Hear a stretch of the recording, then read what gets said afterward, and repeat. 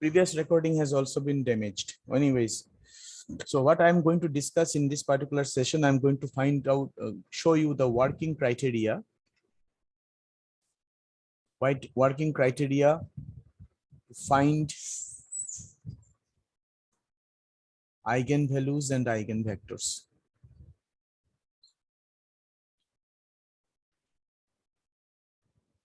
In the definition, when we wrote TV equal to lambda v, we first started the definition by discussing the eigenvector, and then we said that okay, if TV equal to lambda v, then corresponding to this eigenvector, there must exist a scalar of this kind lambda, which will be called the eigenvalue of the vector. But here in the working criteria, we will first try to find out the eigenvalue and then the eigenvector. This thing is just a kind of reverse with respect to the definition. And for doing this, we need a theorem, which is basically the working criteria of finding the eigenvalues. The theorem says, let capital A belonging to M n cross n F, then a scalar lambda is an eigenvalue of A if and only if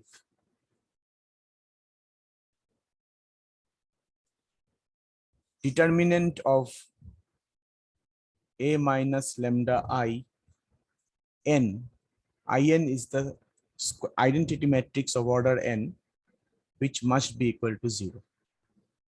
Okay, let's consider a problem. First of all, let us choose a problem. Suppose we have this particular matrix with us. Capital A is equal to 1 1 4 1, and we want to find the eigenvalue and eigenvector of this matrix. We will first of all, part 1, where we'll calculate the eigenvalues for this given square matrix. Remember, in the definition, from the definition, it is clear that if the matrix is not square, then you will not be able to find the eigenvalues. It has to be a square matrix. First of all, this has two reasons, because otherwise we will not be able to calculate the determinant, and the second reason is obviously diagonal matrix is always a square matrix.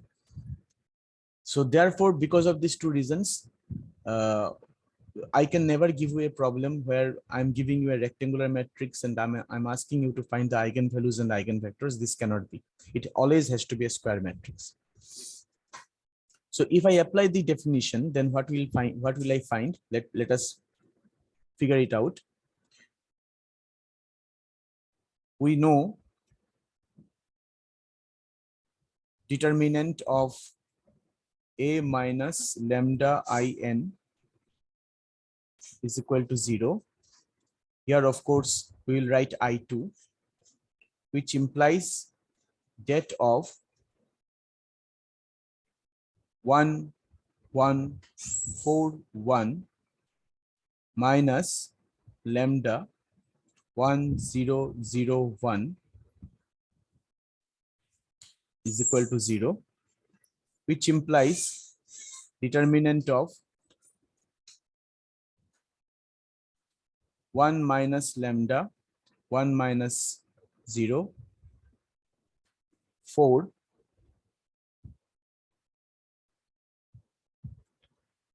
and 1 minus lambda. Determinant of this should be equal to 0. And then if you find the determinant, it will be 1 minus lambda whole square minus 4 is equal to 0. And remember, it is a kind of polynomial. Such a polynomial on the left hand side is actually called characteristic polynomial. Such a polynomial on the left hand side is called characteristic polynomial of degree 2. Here the degree of the polynomial is 2. For n, for a square matrix of order n, the degree of the polynomial will be of order of the polynomial will be of degree n. So then I'm writing here, we can calculate this to find the two eigenvalues, which will be as follows. So one is 1 minus lambda equal to minus 2, and another is 1 minus lambda equal to plus 2. From this we'll be getting 3, and for that we'll be getting minus 1. So since the characteristic polynomial is of degree 2, so there are actually two eigenvalues. One is lambda equal to 3 and another is lambda equals to minus 1. So this is the first part of the problem.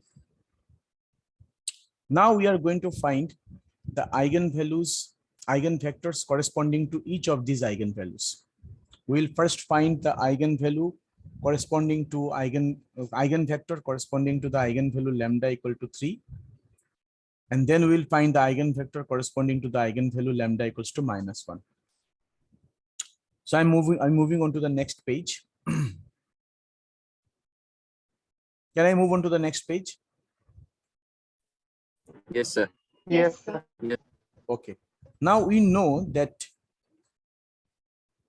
if I want to find the eigenvector corresponding to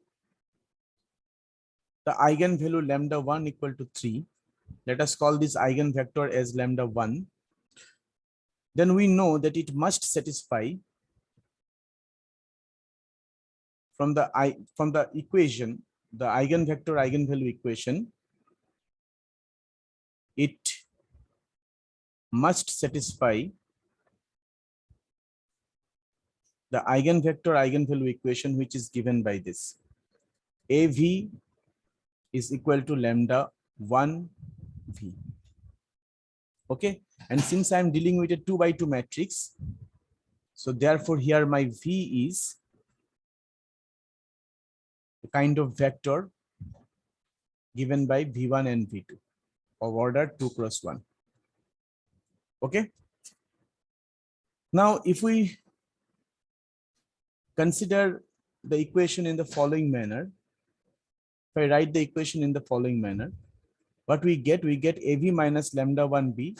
The right hand side will be a zero matrix, a square matrix which is null, and because the left hand side is a matrix, and if I take V common, then we can write it as A minus lambda 1 I2, which is V, which is your 0 bar. That is your zero matrix. We will now substitute the values over there. And we know here in this case, lambda 1 is equal to 3. So because I'm calculating the eigenvector corresponding to the eigenvalue 3, so we can substitute that over here. And then you put the matrices. So my given matrix is 1, 1, 4, 1. And this becomes 3, 0, 0, 3.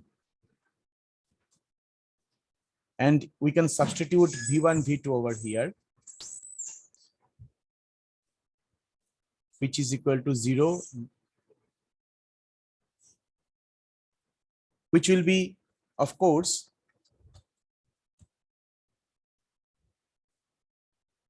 the right hand side will be, of course, 0, 0. Okay. 2 by 1. Now calculate this. We will get 1 minus 3, that is minus 2. 1 minus 0, that is 1. 4 minus 3, that is 1. 1 minus 3, that is minus 2. And which is V1, V2 equated to 0, 0. Okay. Now I'm going to apply the row operations that I often use to solve the system of equation. And I would like to, the one on the bottom row will be 4. yeah, 4. So I'm going to apply a few row operations. I will not apply column operations because, as I told you in one of my classes, that whenever you deal with a system of equation, then you try to always apply the row operation and try to bring it into a row reduced form. So here I'm going to apply the row operations, and let's find out whether I can bring it into a row reduced echelon form or not. Okay. So I'm writing in here in this place.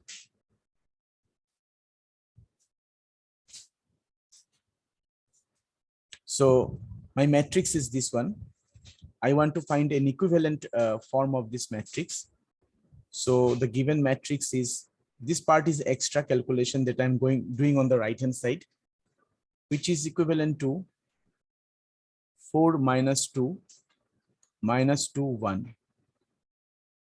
I have interchanged the row 1 and row 2. Then what you can do is that you can divide the row 1. Here I have interchanged row 1 and row 2. Now we can divide, you can change row 1 by multiplying the elements by 1 by 4. So we'll get 1 over here and minus half over here. Keep second row fixed. Second row is actually not changing. Now, if you can recall, in the row reduced echelon form, I want to bring a 0 in this position because this is the first element, which is 1. Sir, why are we bringing this to row reduced echelon form? Because it is easy to solve. Because it is easy to solve. When we will deal with the matrix of higher orders, then it is better to do it in the following manner. I want to solve the given system. So we are doing it in a matrix way, the way that I have applied for solving a system of equation, because here you have got a system of equation. Okay, sir. I mean, here we could have also multiplied and solved, right? Yeah, here you can also multiply and solve, but you can do it here. You can do it in the following manner also. You can write it as minus 2 v1 plus v2 is equal to 0, and you can write 4 v1 minus 2 v2 equal to 0, and then you can apply the usual method of solving that. But it will not be helpful if the number of variables increase. If suppose I have given you a 4 by 4 matrix, then it will be a trouble for you to do it in this kind of algebraic method. So I always told you. General approach, right? Yes, but it is more general approach. This is more that is what I'm actually applying, the more general approach that we have learned in our previous module, previous courses, previous sessions. Okay, sir. Always apply this general approach from now on. And I'm also going to show you after this problem. Once this problem is finished, I'm going to show you very interesting thing that you will find it. I will not say it right now. First of all, let's solve this particular problem. Okay. Now you see that, okay. So this is the first operation, and then I want to bring 0 over here. So what I can do, I can keep R1 fixed now, and I can change R2 as the following. I can add R2 with 2R1. So we get 1 minus half, and that would become just, if I'm doing anything wrong, you just rectify me, because I'm always prone to silly mistakes. Twice of this row, the minus 2 plus 2, that is 0. And twice of this row, that is minus 1. So 1 minus 1, that is 0. Am I right? Yes, sir. Okay. Yes, sir. And now I am going to substitute this matrix over here in this place. So this system is equivalent to now 1 minus half 0 0 v1 v2 0, 0. I shall never recommend to do the calculation in an algebraic way. Always do it in a matrix way. Now I'm writing here. So we get from there what we get. We get the system as follows. This implies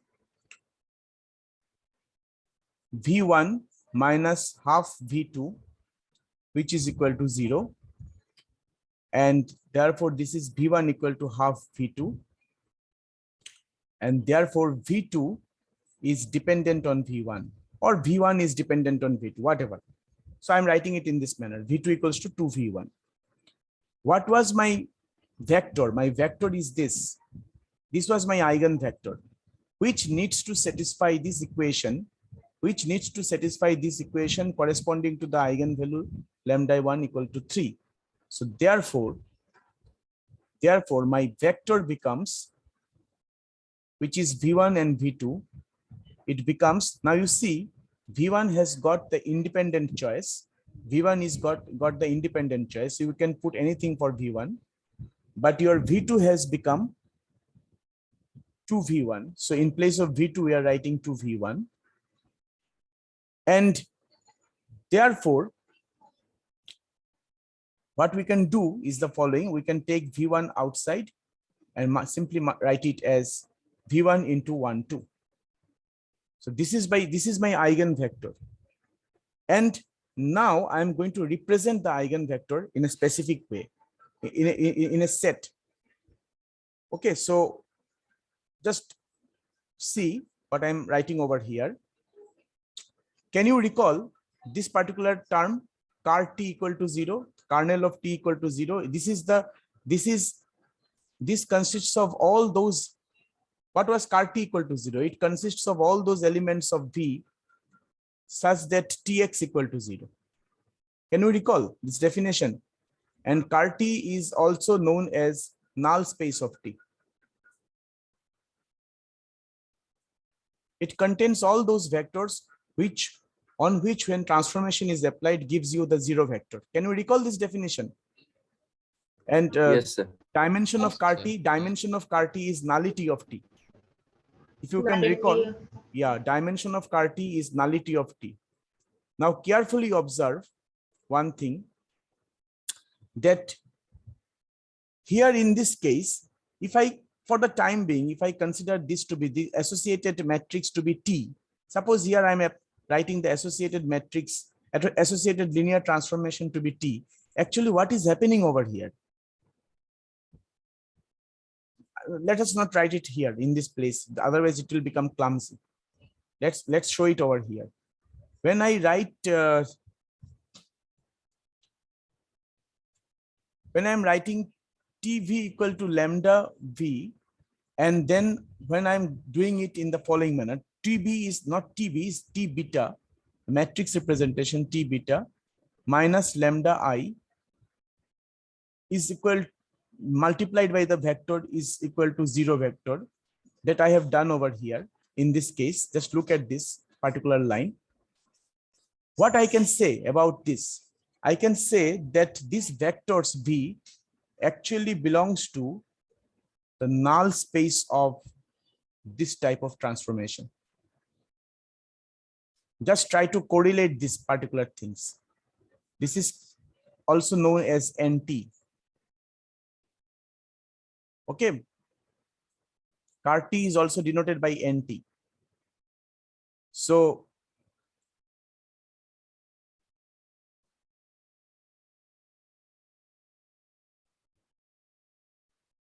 NT. So you see that Tx equal to 0 for car T. So obviously try to replace T by T minus lambda I, X by V. So as if this particular operator is operating on V and you are getting the 0 vector. So these vectors, where these vectors are belonging to V, now belonging to car T. This is the definition of car T. So now these vectors B will belonging to car of kernel of T minus lambda I. So we can write it in the following manner, that let capital T be a linear operator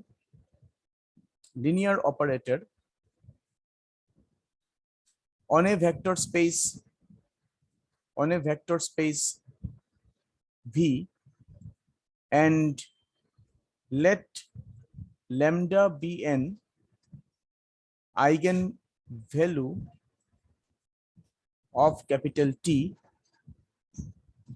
A vector V belonging to V is an eigenvector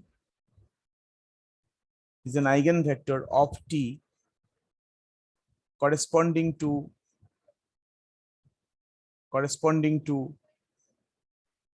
lambda if and only if for V not equal to 0, V belonging to null space of T minus lambda I. Remember, in the definition of eigenvector, V must always be a non-zero vector. Zero vector cannot be an eigenvector. The eigenvector is always non-zero. If I have missed that point in the definition, is always a non-zero vector. If I have missed this particular point in the while writing the definition, you just rectify that for any non-zero vector V, eigenvector is always a non-zero vector. So that's why this point is written over here, V not equal to 0. It is coming from the definition. So if I use this rule over here in this particular problem, and this is my eigenvector, so we will say that corresponding to this, the null space of my transformation, linear transformation, that is, my transformation was, what was my transformation? My transformation was kind LA. So null space of LA corresponding to lambda 1 equal to 3. This now becomes consisting of vectors of the form T12 that we have obtained over here, T12. In place of V, I'm writing T because V is any real number. V is what? The element of the vector, so it is a real number. So I am renaming V by T, and I am writing T belonging to the set R.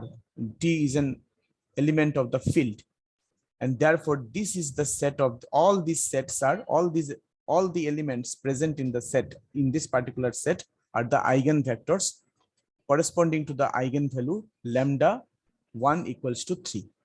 This is the first part of the problem. So what we observe is the following. Corresponding to this eigenvector lambda 1 equal to 3, actually corresponding to this eigenvalue lambda 1 equals to 3, there are actually infinitely many eigenvectors, okay, of the form this. You can consider any point, any value for T, be it integer, be it real number, any real number, be it fraction, be it irrational, anything, everything you can consider for T. And that will be the this particular form would be the eigenvector corresponding to the eigenvalue lambda 1 equal to 3. This is my part 1. My part 2 is finding out the eigenvector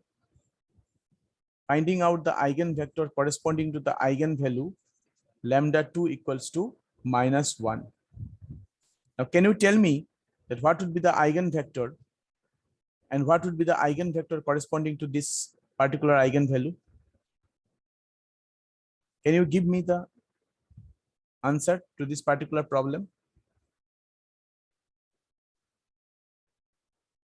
If I proceed in a similar way, in this manner, if I proceed, what will come out of it?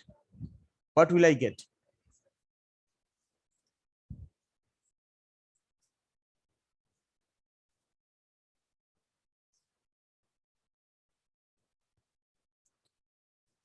For lambda 2 equals to -1, again we need to satisfy this eigenvalue eigenvector equation, which is AV equal to lambda 2V, and V is the vector V1, V2, of course. and A minus lambda to I of V will become the zero vector, 0, 0. Now, if I substitute in place of lambda 2, if I substitute -1, we'll actually get A plus I of V, which is equal to 0, 0. And my matrix is 1, 1, 4, 1 plus 1, 0, 0, 1, which is V1, V2 and 0, 0. Now this becomes 2, 1, 4, 2, 2, 1, 4, 2. Multiplied by the vector V1, V2, 0, 0. Now you consider this matrix. Now you consider this matrix.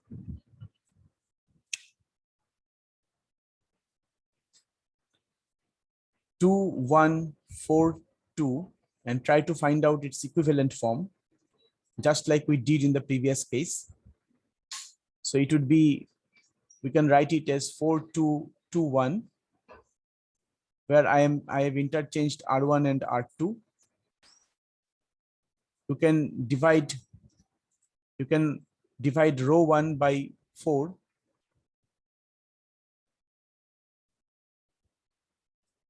So we'll get half, and this will be 2, 1. This will remain same. So R2 remains same.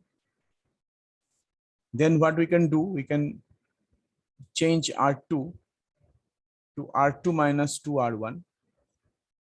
So 2R1 means 2. Here 2 will, here we'll get 2, and 2 minus 2 becomes 0. And here we'll get 1. So 1 minus 1 is 0. So the equivalent form will be 1 half 0, 0, V1, V2, 0, 0. Okay. And therefore, this implies V1 plus half V2, which is equal to 0. This implies V1 is equal to minus half V2. This implies V2 equals to minus 2V1. And therefore, V is equal to V1 minus 2V1. You can take V1 common, you will get 1 minus 2. So similarly, we can write this particular set as the following. We can write it as T into 1 minus 2 colon T belonging to R. This is the set of eigenvectors corresponding to the eigenvalues lambda 1 equals to minus 1. So what do we get? What do we get from these calculations? We get two eigenvalues, lambda 1 equal to 3, whose corresponding eigenvectors are T1, 2, where T belonging to R, and we get an eigenvalue lambda 2, which is minus 1, for which the eigenvectors are T into 1 minus 2, T belonging to R. Okay. So this is how it is calculated. My discussion is not complete. Eigenvector and eigenvalue will take, many discussions need to be done, but this is the first part of the discussion. That is the first, initial step that I have actually discussed in this particular session. But the connection between the diagonalizability and eigenvector and eigenvalue, the connection, I started with the motivation that how to find an ordered basis such that corresponding matrix representation is diagonal. That was my motivation. And if such an ordered basis exists, what is the working criteria of finding it out? from where we actually derive the definition of some other quantities like eigenvectors and eigenvalues. But I have not yet told you how to frame how to connect the two things together. I mean, how to find the diagonalizability of a matrix, and what is the connection between this and the concept of eigenvalue and eigenvector. So this is the second session. Mike, how much time do I left? I'm left with this particular session is almost over. My class is still what time? 12, sir. Okay, Yes, so sir. 12. Okay, very good. Then you again join in the next session. First of all, I'm going to show you a very interesting thing, and then I'm going to connect the diagonalizability and the eigenvector and eigenvalue. So Sir, I'm can you show me the last page? yeah, last page. I mean this one. Yes, sir. Yes, sir. Okay, okay.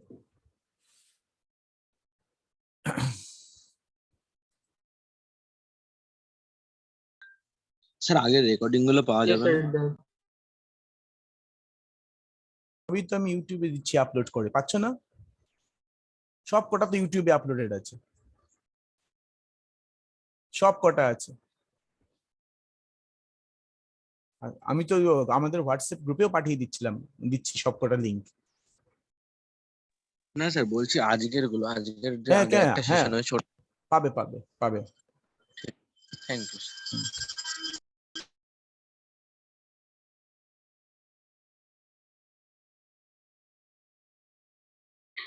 Yes, sir. I'm done with. So please turn to the next page once.